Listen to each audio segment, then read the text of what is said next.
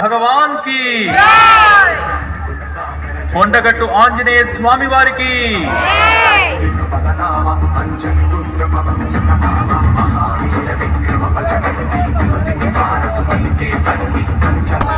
ఆపదలు ఎదురైనప్పుడు భక్తులు తలుచుకునే దైవం శ్రీ ఆంజనేయం.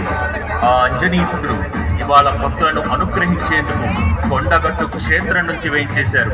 అంజన్నా అని పిలిస్తే చాలు కరుణించే దైవం కొండగట్టు ఆంజనేయుడు. నేడు ఈ ఇల కైలాసంలో మనందరి చేతుల మీదుగా కోటి తమలపాకుల